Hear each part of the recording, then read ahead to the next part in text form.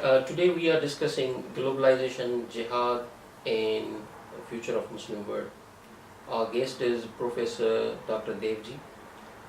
He is a scholar and he is historian and he works for Oxford University.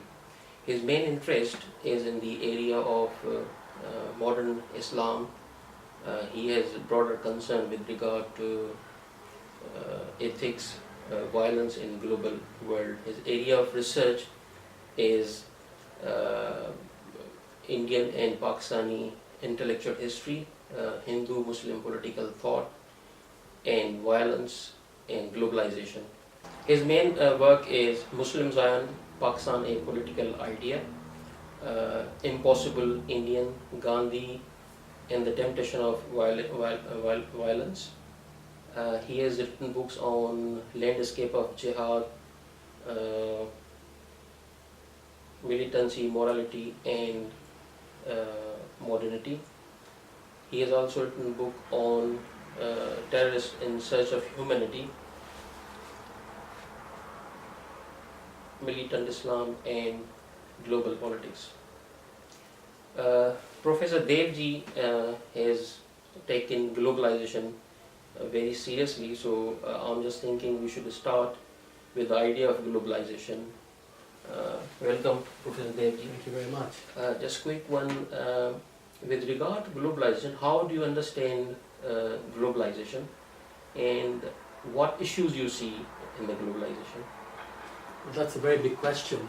To answer it just with regards to Islam, which might give you a kind of illustration of what we're dealing with, it's often thought that globalization, especially economic or indeed military forms of globalization, are signs of strength. And when we think about globalization in this way, we think about it as a kind of successor to imperialism or to other global forms of order or ideology, just as liberalism or communism. But in a way, I think something else is happening, because globalization is as much a sign of weakness and fragmentation as it is a sign of strength. And in the case of Islam, I think those two contrasting things come together very neatly. So in some senses, the globalization of Islam in terms of, say, militancy, where you have these jihadi movements, most recently the Islamic State, which draw upon a cadre of people from all over the world and sponsors attacks in different parts of the world. It's global in that sense, though of course it's not global in the sense that most Muslims support it, they don't. The interesting thing about that kind of development is that it is premised upon, it is based on the disintegration, fragmentation and weakness of Muslim-dominated states, nation states, and indeed of older conventional forms of religious authority. So you can only have jihadi movements developing when you have the weakness of the ulama class, of Islamist groups as well, and of the nation states within which they all work. So it's a curious mixture that you have to talk about globalization as itself a contradictory phenomenon that brings together strength, as I'm saying, on the one hand, and weakness on the other. And in that sense, Islam or Islam's globalization serves as an example for all others, because Islam is in some ways the most globalized of religions. And its forms of activism too are globalized in a way that we have not seen in the past. There are, of course, other kinds of groups about which I have written, for instance, environmentalist groups or Doctors Without Borders, these moral NGOs that are also global in this sense, because they operate under the radar of the state and they don't necessarily require the state for their context. And we can put a number of Muslim groups in that context as well. But even with that partnership, the Muslim forms of globalization, whether it's militant or non-militant, because you can also think about piety movements, forms of Muslim devotion, which, like the Tablighi Jamaat, which is the largest Muslim organization in the world, which spread from country to country, as being globalized. They put these other movements, whether medicinal or humanitarian or environmental, in the shade. So in that sense, Islam serves as a kind of model, bad and good for them all. Yeah. Just quick one. I remember somewhere you have said that global society exists, but there's a vacuum of global political order of its own. And you also said that organizations like Al Qaeda has achieved some meaning in that vacuum. Do you think that that vacuum is said by most Islamists or proponent of Islamism, that global Khilafat can fill that vacuum, or do you have a different ideology with regard to global political institution? I mean, I think it's a problem for them all. So let me return to environmentalism as my example, since you mentioned it. You know, it's clear to us that environmental issues like climate change are truly global. They cannot be, their solution or resolution cannot be given into the hands of any one state or even group of states or any international organization.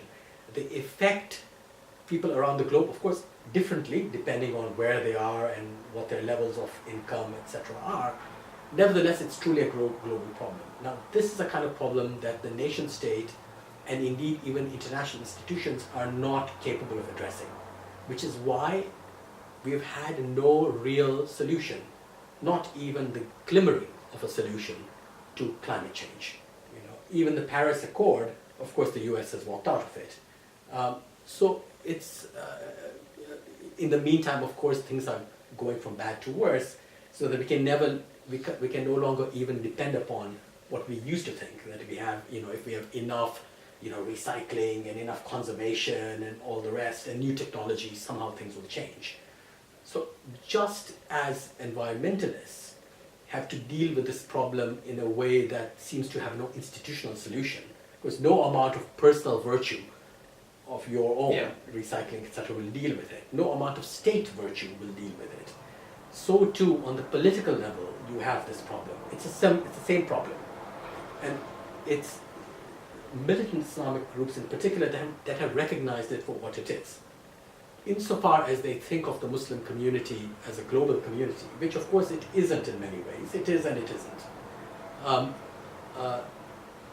they understand that to think politically about such a community requires a set of institutions which don't exist in the world today. Because of course for them the Muslim community globally is simply a kind of microcosm of the human race itself, as the true subject and object of the globe. Right? So what do? So there's a paradox here, because you know, outfits like Al Qaeda, and people like Osama bin Laden recognize this explicitly in his work, in his speeches and in his writings. They follow up that recognition by the creation of a militant group which claims to be global in its membership and its area or arena of operations. And yet, of course, it too cannot possibly address the global problem that it recognizes. So there's something strangely paradoxical, if not tragic, about this. It's almost as if they seem to be saying to themselves, look, we need to make a start somewhere, whether that start is right or wrong. The start they make is about, like revolutionary movements have done in the past, say communism, is to create a degree of violence such that Muslims, at least around the world, start to think of themselves as belonging to a single group which is oppressed or which faces external enemies and internal enemies. And that actually allows for the emergence of a global consciousness. Now you see environmentalists doing a similar kind of thing, not in as violent a way, of course. So there are ways in which you can parallel and compare these groups or movements that take globalization seriously. They are themselves the products of globalization by the diversity of the membership, by the way in which Islam is, as the French sociologist Olivier Roy has argued very well, by the way in which Islam has been uprooted from its traditional social and cultural basis and has become a kind of globalized vernacular. Right? So when you look at militants, for instance, but not only them, you see a situation in which, they use phrases, Jazakallah, etc. Yeah. They might not know the meaning of them. They are not linked to any tradition. They are no longer linked to any culture. In fact, they're explicitly against the idea of culture. They think that Islam is universal. It should have no specific cultural context. So it is really truly globalized. Similarly with environmental and other groups. So there are parallelisms which are interesting and which really need to be looked at in their own right, rather than simply focusing on the problem of Islamic violence. Of course it is a problem and it has to be dealt with as a problem, but intellectually that doesn't really get you very far. To understand what's really going on, one has to understand the intellectual and political stakes of the game. And those stakes are the recognition of the global as a site of practice and of the problems it poses. And as you say, the chief problem for people like Osama bin Laden and Ayman al-Zawahiri was that we have become global in many ways, but that global form no longer has never had a political face. And so the problem of the global, such as climate or the human race itself, how do you deal with the human race, has no political face or solution. And it's that gap that makes for the emergence of these often violent, sometimes non-violent movements. Yeah. I just try to go back to history, like World War II. Before World War II, we don't see any jihadi movement like we see nowadays.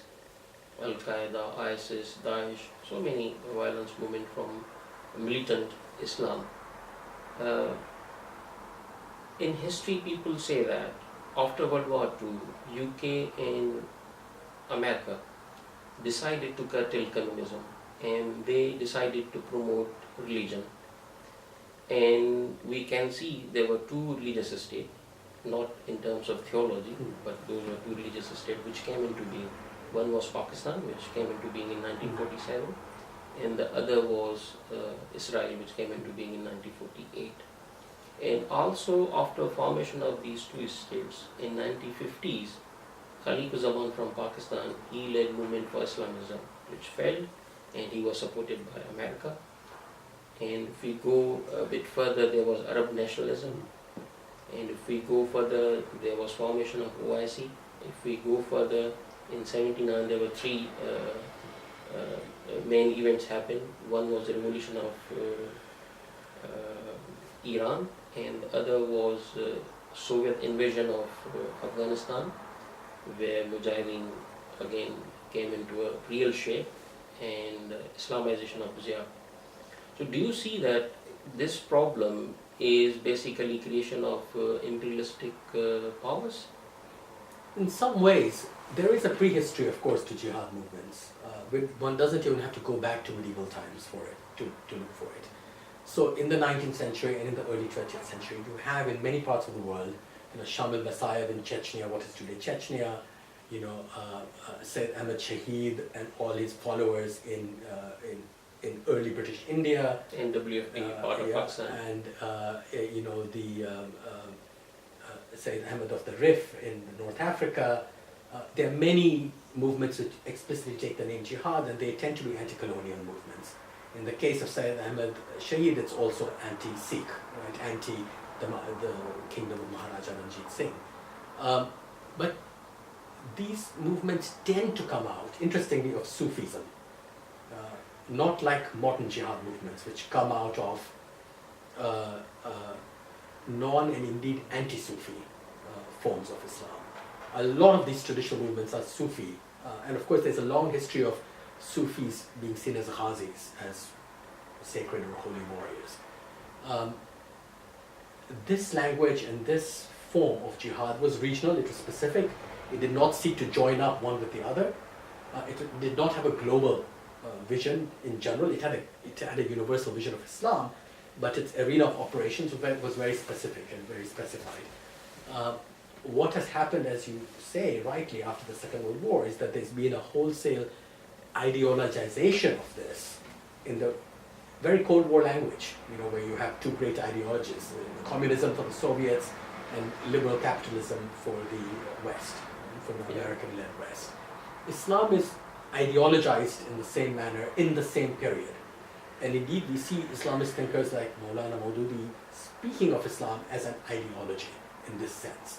So in some sense, it is a Cold War product, right? And Islam's globalization comes out of the Cold War in this way. And as you mentioned rightly, its great points of militant activism tend to be the great conflicts of the Cold War. Afghanistan comes to mind immediately, of course, but there are others here and there. Right? And it's a remarkable story how people move from one theater of operations to another. Yeah.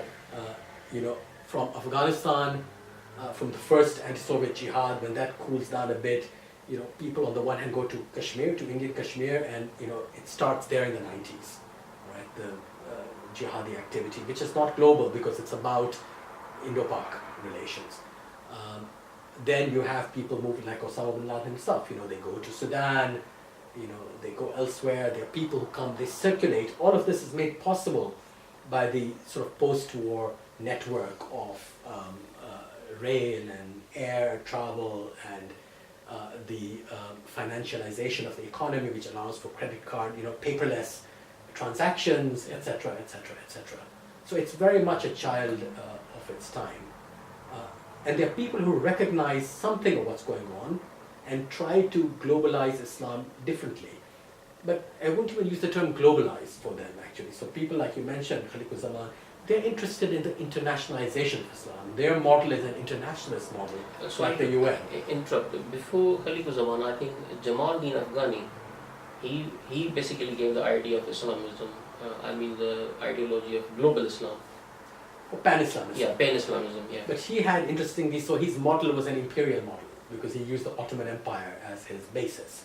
Yeah. On the supposition that this is the last remaining and biggest, in fact, Muslim ruled territory, and therefore we must begin with it.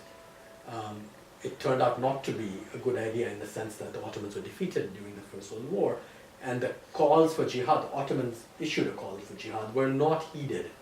There were, a few rebellions or mutinies among British Indian Muslim soldiers, but they didn't relate directly to the Ottomans, and they were of not much account.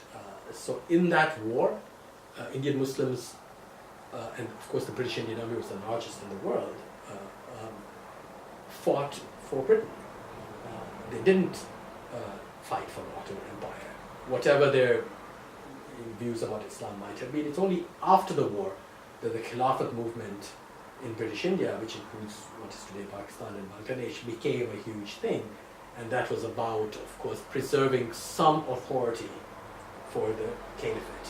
They were not interested in the former European dominions of the Ottoman Empire, but they were interested in the Arab ones in particular, and specifically in the holy cities of Mecca and Medina, and how they should be under the control of a caliph. And so in making these arguments, they very often try to conceive of the caliph or the khalifa as if he were a Muslim pope, as it were in charge of the Vatican. Right. Yeah. So these are models which are international models, internationalist models. They begin as imperial models, which are already internationalized in the sense of the Ottoman Empire. Of course, like all empires, contained a plurality of subjects, right? There were people of many different religions and races and cultures, and there was no attempt to just make them homogeneous. That's what nation states tend to do. So you move from an imperial to an internationalist vision, for which the League of Nations, which is founded after the First World War, becomes very important. So someone like Muhammad Iqbal, the poet and philosopher, spoke about an Eastern League of Nations. He thought that the League of Nations was too Western. It was dominated by Western European powers. America never joined it, and that it was simply a front for imperialism. And so what Asians needed to do, and Muslims in particular, was to form a kind of Eastern League of Nations. So this is not exactly a vision that goes against internationalism. It simply creates a Muslim version of it. And that's what many Islamists themselves did. They took the Cold War language that came into being after the Second World War, and after the remaking of the League of Nations into the United Nations, and said, look, in Eastern Europe we have ideological states which are based on communism. We should have an ideological state based on Islam, and even indeed Islamic socialism, some of them argued. The international society created by the League and then the United Nations is conceived of as a conglomeration of nation states, and we should also conceive of pan-Islamism in this manner, and therefore the organization of the Islamic Conference is created, which is an internationalist body. It does not question the boundaries of the nation state. It simply brings them together just like the League of Nations or the United Nations had done. So these models, which are pan-Islamist and internationalist, are the ones that succumb to and that get, as it were, not entirely crushed under, but certainly lose their eminence with regard to these new global forms, of which Al-Qaeda and ISIS are two, which of course never had the kind of institutional or even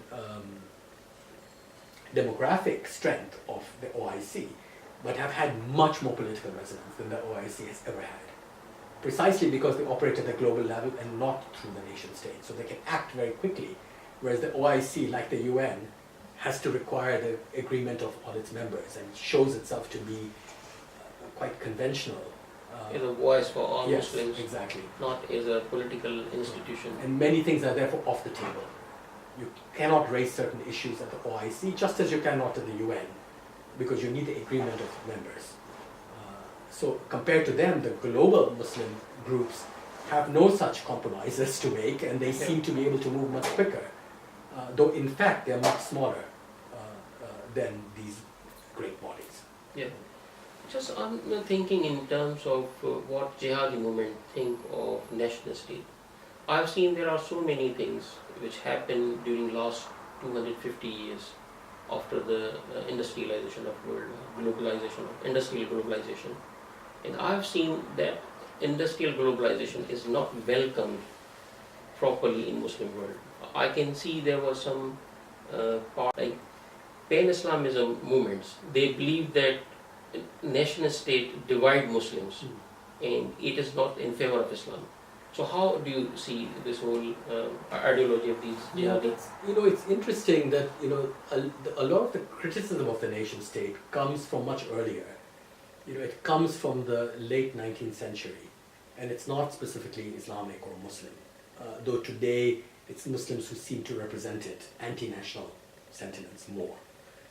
Of course, the communists have also been anti-national, anti-nationalist. They ended up including nation states even within the Soviet Union, which was made up of different republics, but almost as a kind of stopgap measure. In fact, they believe the truth of communism would be a kind of working class that's spread across the globe. Right? So communism provides one kind of model for, if you will, the critique or criticism of nationalism. And people like Maududi, who are critical of the nation state, also derive some of their ideas from communism. It's clear he cites them. But there are other criticisms as well. If you look at British India, you see that even those people like Mahatma Gandhi, who ended up becoming the father of a nation state, the Indian Republic, was very critical of the idea of the nation. Right? And you can understand why these colonial intellectuals were, because they saw the nation state as being part of the imperialist enterprise. Both in Europe, because after all, they said, look, these European empires are founded on nation states in Europe. So if we are going to criticize imperialism, we must also criticize nationalism, which produced it. And rather than wanting nations for ourselves, we should actually criticize them. Muhammad Iqbal, who was Gandhi's contemporary, also had a very strong critique of nationalism. For him, it really was about the deification of property. The nation state not only guaranteed property, private property, for individuals and groups, but it was itself conceived of as the property of its people. And he was against this not for socialist reasons necessarily, though he was also quite sympathetic to communism on that count. Yeah. But he also thought that any order, social or political order, that was based on private property was necessarily violent and hierarchical, and that it excluded the spiritual element or the ideal or idealistic element altogether. And that the nation state had only got its way in Europe with the Reformation and the breakdown of what he called the universality of the Roman Catholic Church. So he thought that nationalism in Europe was evil because it transformed all public relations into transactions over property of some kind or the other. So your religion becomes your property, like your house is your property, right? Your pet, your dog is your property, your children might be in some sense your property, etc. You conceive of everything in these terms. Everything is an economic transaction, and that is deeply violent and hierarchical, and it excludes specifically the religious and the idealism that Iqbal thought was embodied in it. So he wanted to make a reconnection, and Gandhi did too in his own way. Gandhi sought to do so non-violently, right? Iqbal doesn't really have a kind of, he has the criticism, but he doesn't really recommend any way of doing it, apart from thinking about India reapportioned in certain ways, not as a nation state, almost as a kind of international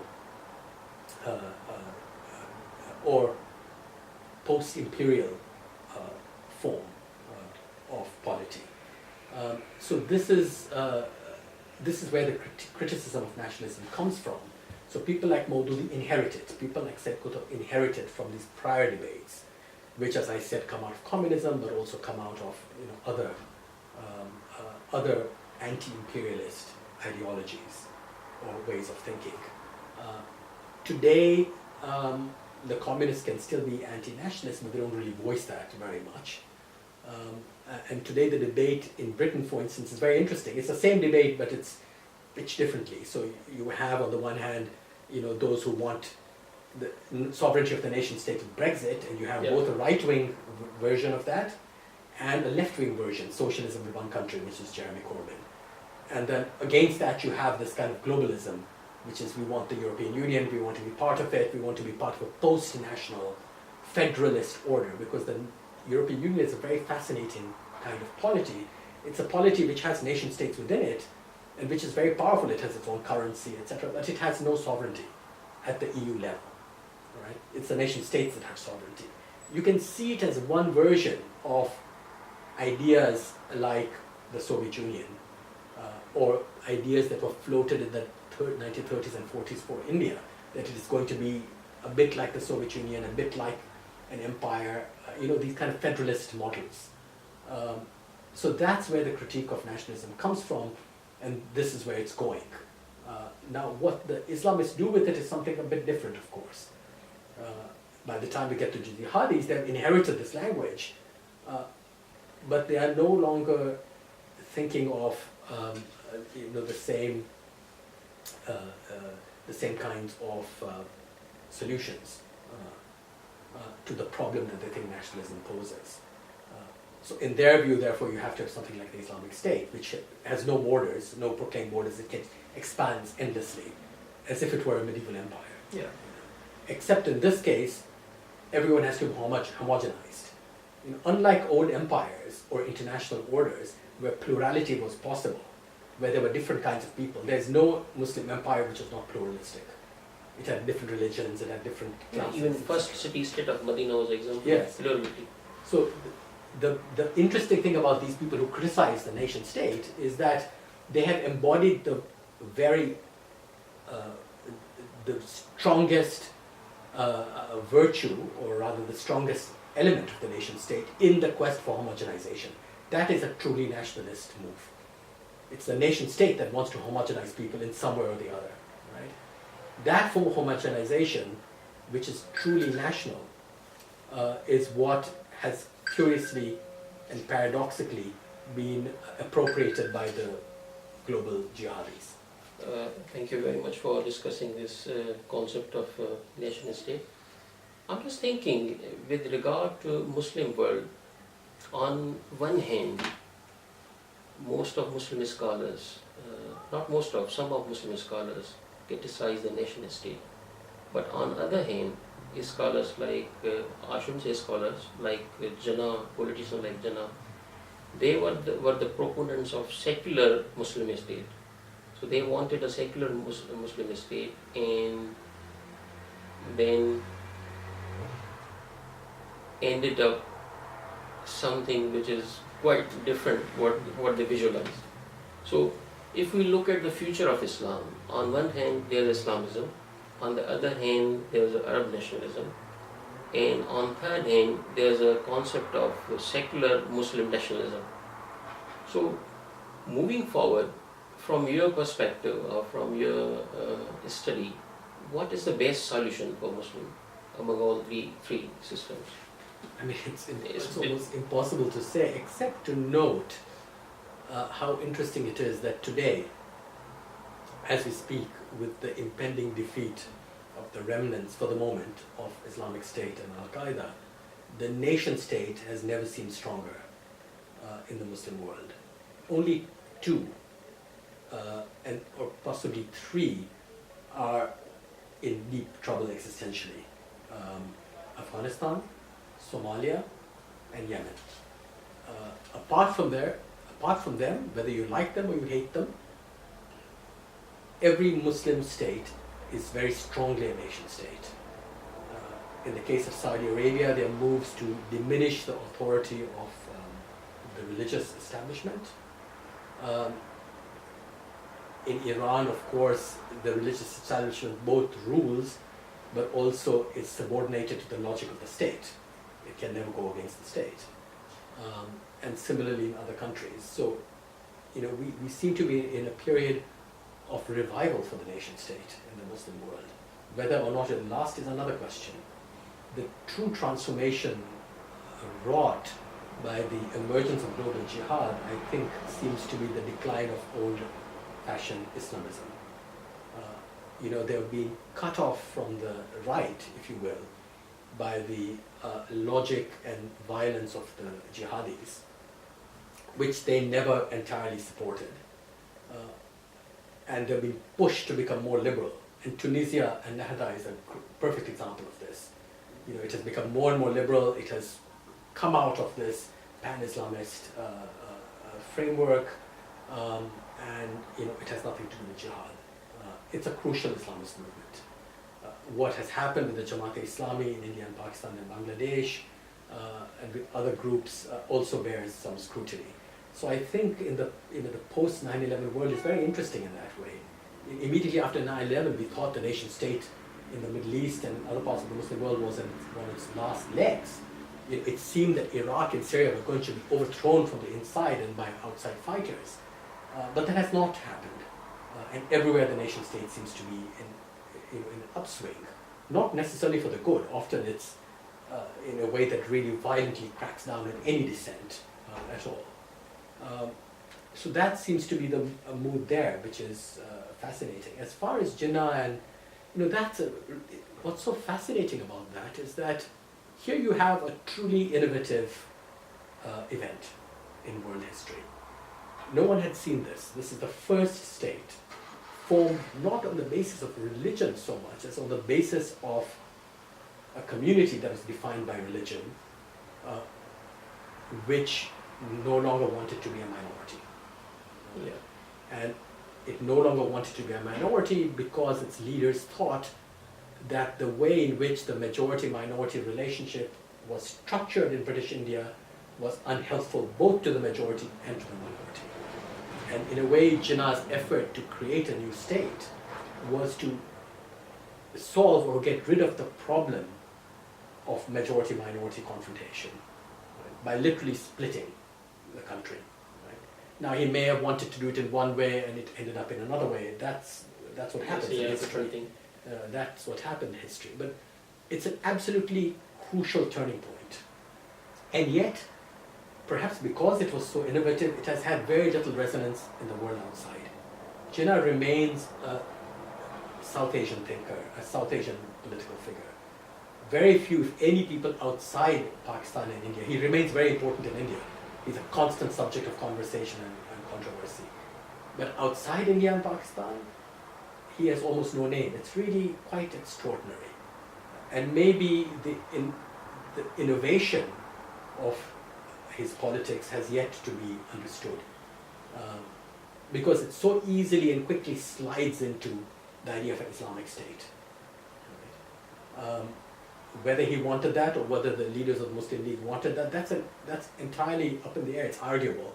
I would argue against it, that there's almost no evidence for Jinnah wanting such a thing, or his peers in the Muslim League wanting such a thing, or that such a thing was even popular at the time, though some people might have thought about it, like Maududi.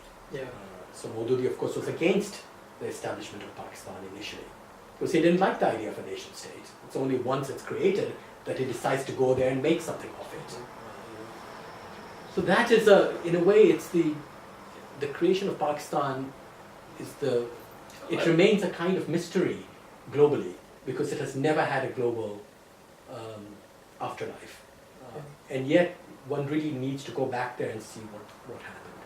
I remember in somewhere in talk you mentioned that Jinnah gave interview to Australian radio regarding the separation of East Pakistan and West Pakistan, and question was how both countries are connected. I believe Jinnah gave the answer that faith connects both parts of the country. Just going back to Kamal Atatürk, he was also proponent of nation-state concept, and to some extent he was successful in doing in moving from Islamism to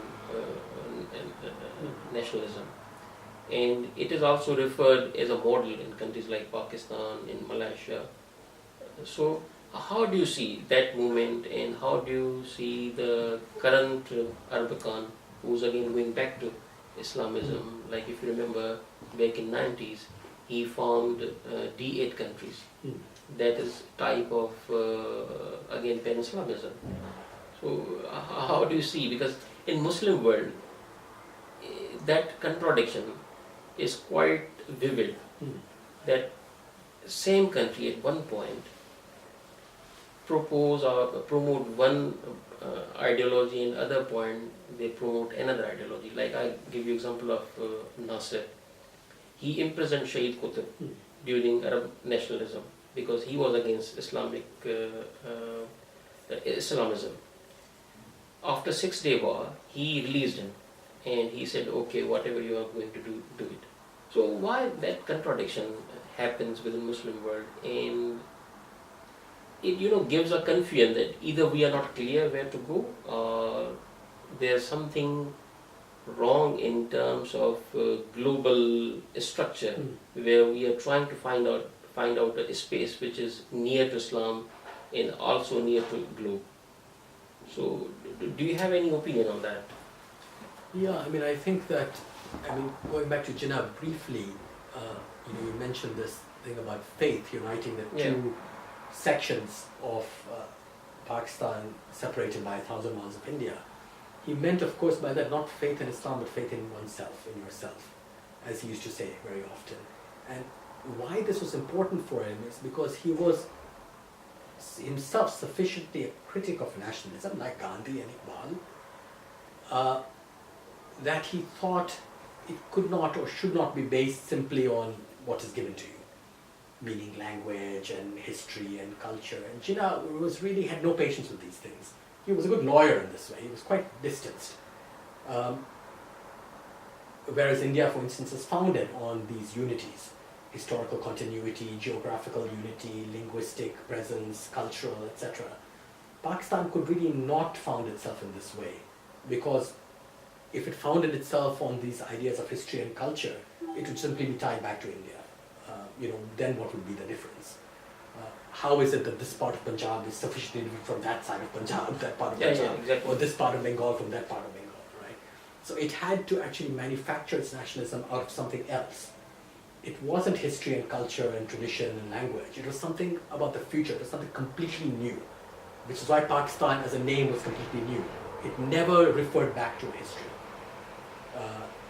And that is what I find really interesting.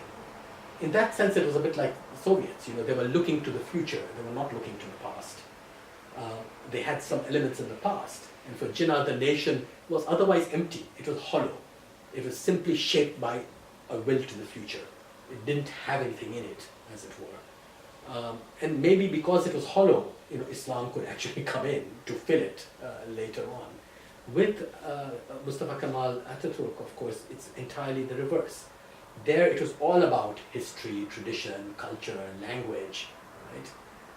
We are Turks, so they have to move beyond the Ottoman Empire, which was plural and all the rest, had many languages and cultures and races in it, and create an idea of a Turkish nation in which forced everyone to speak Turkish. It disbarred and it tried to basically stamp out different languages like Armenian or Kurdish, right? And make everyone homogenized as citizens.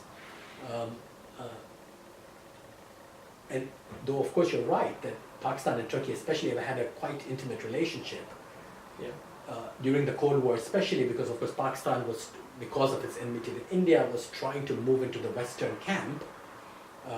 That meant NATO. Turkey was a NATO member. You had to somehow, slip in that way.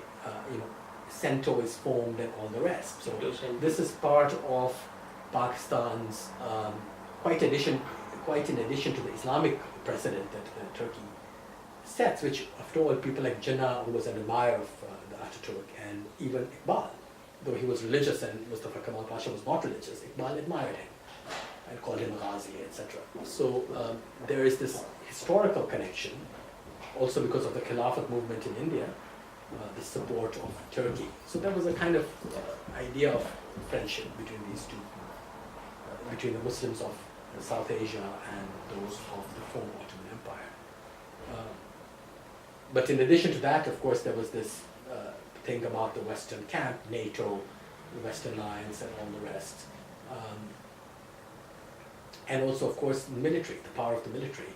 So it's arguable that one of the examples before the Pakistani military was the Turkish army, which ruled the country for a long time. And indeed, very senior Pakistani military officials were often sent there. Musharraf, who became chief of army staff and president, spent time in Turkey, for instance. So there are a whole set of relations that bind these two countries. There are historical ones, which have a religious element. Then there are these military and Western alliance forms of relationship. But what divides them is their conception of nationality. Because Pakistan has never been a country that has been founded on its own history, culture, etc. It's not homogeneous. It didn't start off as a homogeneous country. No country, of course, is homogeneous, but Pakistan was even geographically not homogeneous. It was built in two separate pieces. We can hardly think of an example of a country like it. So it rejected, in many ways, the very foundations of what nation states were meant to look like.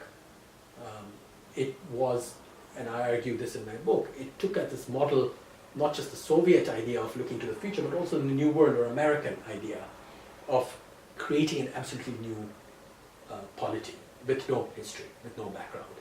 And that is that is the difference between Pakistan and almost every other Muslim country around it, all of which are more or less conventional nation states because they build themselves on these ideas, whether true or false, that we've been here for forever, for thousands of years, we've inherited, this is our land, this is our history, this is our culture. Pakistan is not about that. It has rarely ever made use of its own history. If you look at India, for instance, to this day, the president and the prime minister on Republic Day climb onto the ramparts of the Red Fort, which is the Mughal monument, a Muslim, if you will, monument. So the Mughal past is absorbed within modern Indian politics.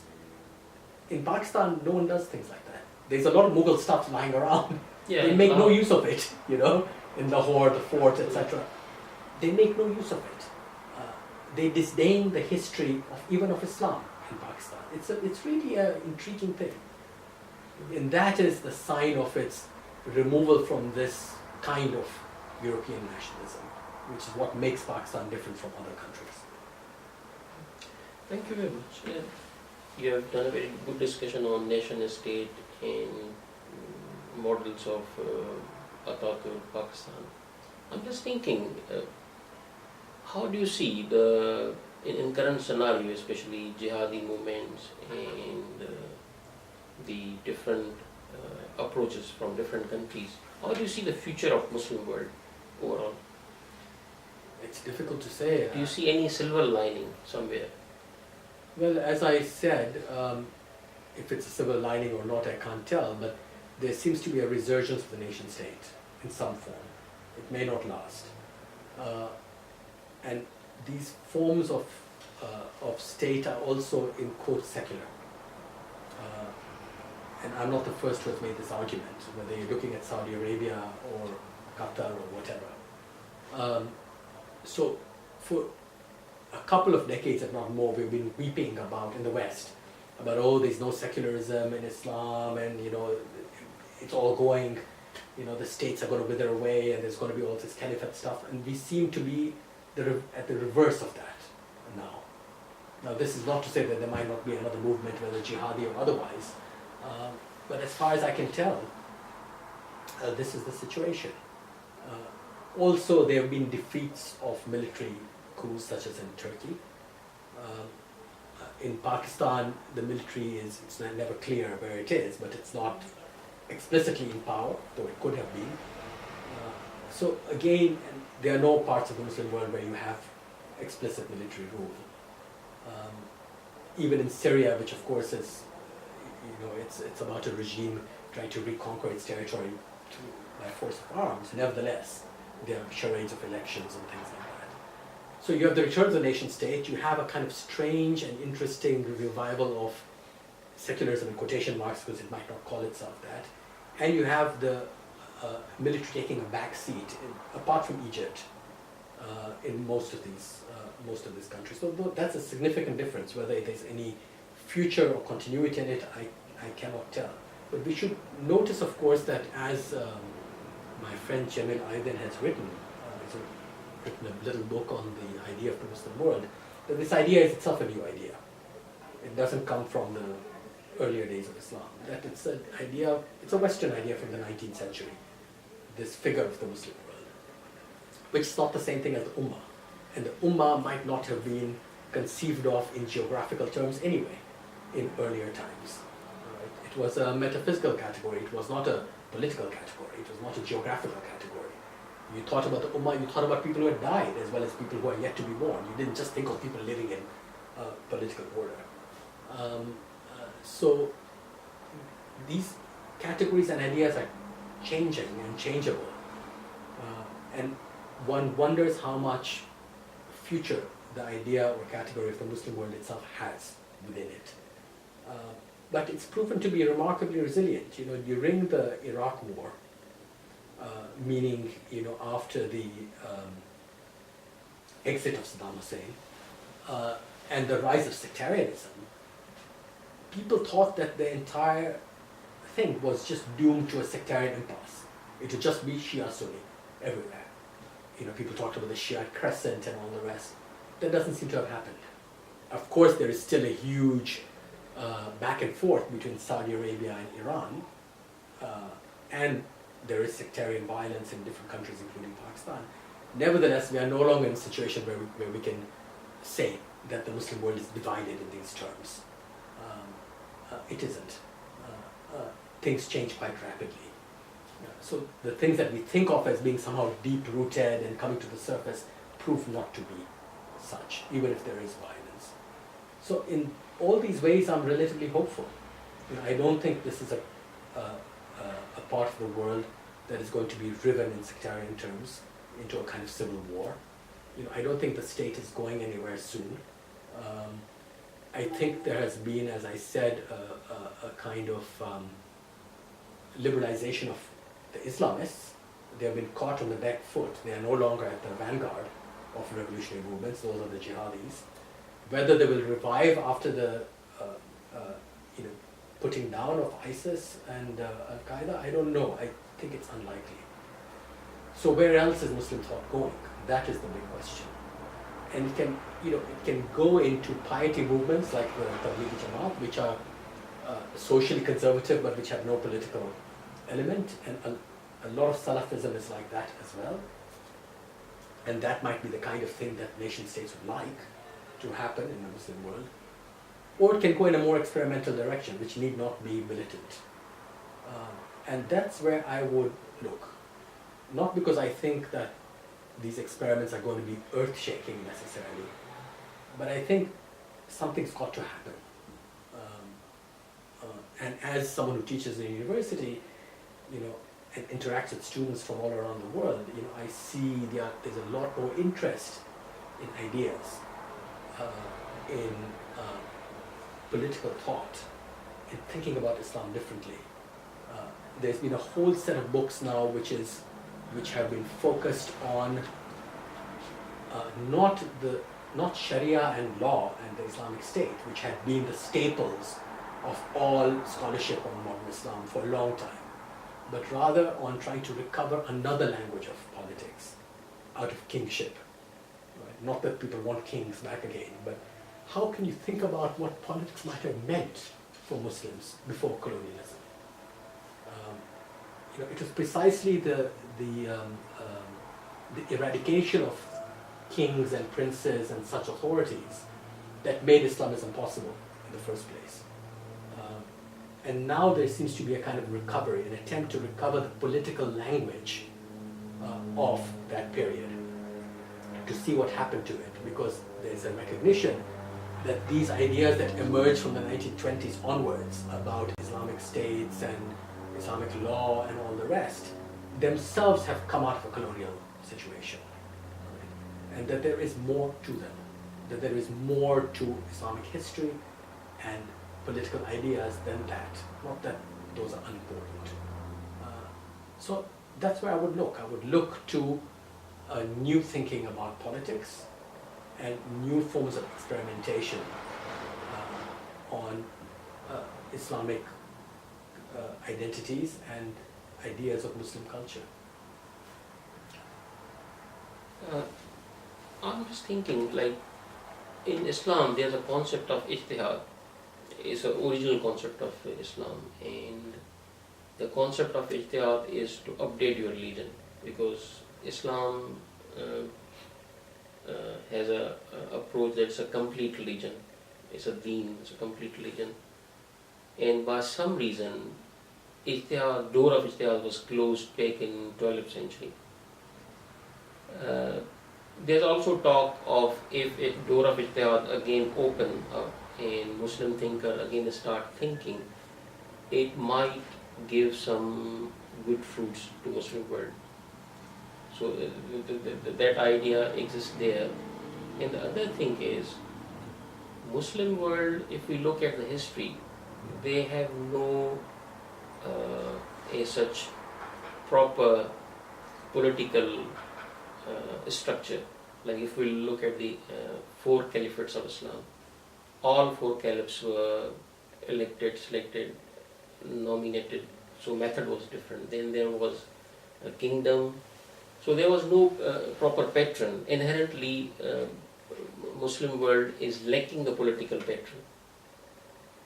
So how do you see that inherent weakness of Islam? The weakness, like every other civilization, there have been changes in political authority, in conceptions of what politics is. This has happened in Europe, it's happened in China, it's happened in India, it's happened everywhere. So it's normal and irrational that it should happen in the world of Islam. I also think there's been, both European Orientalists do this and Islamists do this. They tend to go back to the earliest periods of Islam and read everything back to it. But in fact, we don't need to, because when you look at the scholarship on medieval or early modern forms of Muslim authority, they're quite different. There is a new book out on the Ottoman adoption of the caliphate for themselves, which tells you how they redefine it completely, right? They no longer refer to fiqh and sharia and all the rest. They no longer follow the conceptions of the caliphate that had been laid down by all these people, Mawardi and Ghazali and all these people. They don't care. They follow a much more Sufi and philosophical vision of the caliphate. They redefine it. In fact, the book is called Caliphate Redefined, right? And it just tells you that we need not go back to the period of the first caliphs to understand what happened in the 16th, 17th, 18th, 19th, 20th centuries. On the contrary, it doesn't help us at all. Now you might say that this is a betrayal and after all Islam is in the past and all the rest. But then, how can you just dismiss those hundreds of years, more than 1,000 years of Muslim history? You can't just say they don't belong to us, they were illegitimate, nothing happened. All these important figures like Ghazali lived at the time. Ghazali also says about kings, about the legitimate ruler, that the king should drink wine. And he tells you how the king should drink wine. This is Ghazali, right? Why is he saying that the king should drink wine? That is what kings are meant to do. And one of the reasons kings might be meant to do it is because they need to show that they are somehow apart from or above, or not to be judged by the same rules as others. That is a sign of their sovereignty. You may agree with it, you may disagree with it. But there it is. It's a historical fact. Right? And no one seemed to be bothered by this in those times. Right? There's a book by Shahab Ahmed called What is Islam? Very interesting book, on whose cover there's a coin of the Emperor Jahangir, the Mughal emperor, with a glass of wine, a goblet of wine. So Jahangir not only drank wine, he actually put himself drinking wine on the coins. And no one complained about it, because that is what emperors are meant to do. So I'm not saying this to say that these are un-Islamic people. I'm just saying that there is a language of politics which has its own integrity and its own autonomy and cannot be reduced down to Sharia or fiqh or anything like that. It deliberately takes its distance. That is what we need to study. Not because it's good, but because that is what has created and produced and reproduced Islamic society. The weakness comes because we have forgotten that language and that tradition. So if you look at Europe, for instance, they take these old princely and royal categories, such as sovereignty, right? And they democratize them. So now you can talk about popular sovereignty, you can talk about democratic sovereignty, but sovereignty originally is a word belonging to a king. We don't seem to have done that with the political language of Islam. We've abandoned it altogether and gone straight to the Quran and Sharia and tried to bring something out from there. And it has not worked for various reasons. It has not worked in part because you can't really recover a tradition by ignoring 1,000 years of your own history altogether. That's what makes you weak. It's not a question, as I keep saying, of approving or disapproving. It's a question of just understanding, that for your own history. Yeah, that is what gives strength. I believe also there's a part of belief. Like in Islam, sovereignty belongs to Allah. Sovereignty does not belong to king. But that is a new conception, right? That is a conception that's only from the 20th century. Before that, no one is saying sovereignty belongs to God. The word even, Hakimiyya, which Maududi uses, is a neologism in the way he uses it. He's simply translating an English word by using an Arabic. So it's a new concept, the way in which he's using sovereignty. Now what he says about it is absolutely fascinating. He says that sovereignty, it's an anti-dictatorship kind of thought, because he thinks that sovereignty cannot be vested in any individual, but not even in a parliament. Right? So by saying sovereignty belongs to God, that means you move it out of human politics altogether, and human politics therefore just becomes governance. And the Sharia is there to help you do it. Right? So he's deeply suspicious of sovereignty as an idea, and he might be right to be suspicious of it. But that doesn't prevent us, that should prevent us from noting the fact that the whole locution is a modern locution. That before Maududi, no one said it. Right? It's surprising. It's interesting. You said God was Hakim, he was a ruler, yes. Yeah. But the word sovereignty was Hakimiyya, and I don't know if he coins it, but he uses it in a very modern way. And Sayyid Qutb takes it from Maududi. So it's very interesting that, it's a good thing you refer to, because that is, in a way, the crucial statement of Islamism. Yeah. That sovereignty belongs to God. And if sovereignty belongs to God, then how are we to conduct ourselves Yeah. as human beings. And I believe that's also part of problem in nation state, because Yes. in nation state sovereignty does not belong to God. It belongs to the people, yes. Yeah. And Maududi obviously is not keen on that because he thinks that people can be wrong. For instance, the examples he gives are somewhat funny. He'll say that what if one day the people decide that alcohol is a good thing, it shouldn't be banned, or gambling is a good thing, and that means you go against the laws of God. Right? But in a way, what he's thinking about is a society that is defined and determined by governance alone, not by government. In a way, it's almost like the Bolshevik idea, and he's very much influenced by communism, or an anarchist idea, which Gandhi also had, of a self-governing society. Where it somehow governs itself without someone on top, whether it's a parliament or a king or a president or whoever. And how is it meant to govern itself? Because it already has these things called Islamic law, right? That are in the within the people themselves, and they're not, they cannot be altered. So it's a kind of very interesting melding of an anarchist vision, if you will, of self-governance, what Gandhi would call Swaraj, and a kind of theological or theocratic notion. But the Princeton professor Muhammad Qasim Zaman has written a very interesting essay on this idea of sovereignty belonging to God, which shows you where it comes from. And Maududi is not even the first one, he's the one who makes it popular. I see. But in fact, it comes from, very interestingly, from the circle around Gandhi, Maulana Azad, Oh, really? Abul Kalam Azad, according to Muhammad Qasim Zaman. So it's a fascinating subject, actually, because it really globalizes that idea. So in a way, it's both modern and, if you will, non-Muslim, and that's how things are in our history. There is no purity there. Why should there be? History is not about purity. Yeah. So it's an appreciation of history, I think, that, of course I'm a historian, I would say that, really allows you to think in a more complex fashion about who we are and what we want to be. Thank you very much for your time. Thank very you. much.